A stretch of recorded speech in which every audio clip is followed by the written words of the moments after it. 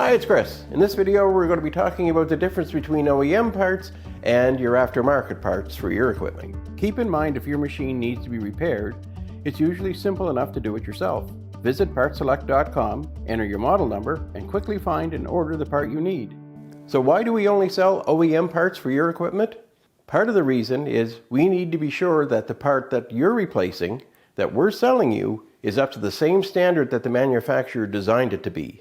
Using anything less presents a risk of either the part failing too early or causing more damage to your equipment than you previously had. And in time, it could actually wind up costing you more in the long run by having your equipment being damaged or potentially causing some sort of damage to your home or person. So for example, this is an OEM inlet valve for a washer. This is the aftermarket. And although they look very similar, there are differences. So one of the key ones is this bracket. On the OEM, this bracket is solid. It mounts to your washer and there's no chance of any vibration being created from it. The aftermarket, the bracket is loose. This is going to vibrate. That's going to create noise in your machine every time it tries to fill.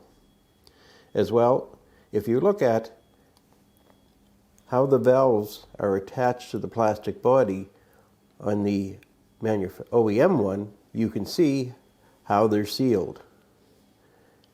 If you look at the aftermarket, you can see they're not really even sealed. They're just pushed in and crimped.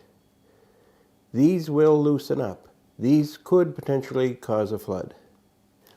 Another example of an OEM part compared to an aftermarket part, they do look quite similar, very similar indeed. They both come with a ground wire attached.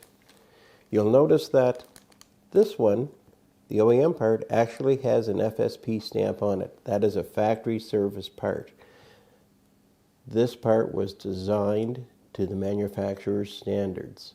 This is a direct replacement. This will fit and this will last with the same warranty as the manufacturer would have included when you purchased your machine. This aftermarket is not an FSP part. It is a knockoff. And while it looks the same, there are some differences. This is the trigger on the OEM that when you open and close your lid, it opens and closes the switch.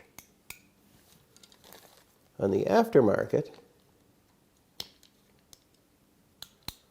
you'll notice there's a difference in sound. It's not the same quality switch inside as the OEM. And you'll notice this one's brand new and this little tab is actually almost broken off. It's just cheaper material. You may find those aftermarket parts, while they look identical, you'll find when you look them up close that they're thinner material, they're not of the same material, or you're finding that some of the quality is just not there. Some fittings aren't exactly mounted the way they should be, or your aftermarket part just doesn't mount up to your product the way your original one did. And all those things are an indication that you're probably going to have a problem in the future. So you may save a little money by purchasing aftermarket, but in the long run, it's probably going to cost you more. Another thing you have to consider when installing an aftermarket part is your product may still have some warranty on it from the manufacturer, either completely on the unit or certain components. Installing an aftermarket part could most likely void that warranty, so if you do have a problem, it really winds up landing back in your lap. There's no way you can go back to the manufacturer for any kind of reconciliation. So there you go. There's some of the reasons why we feel you should be purchasing OEM parts over aftermarket parts for your equipment.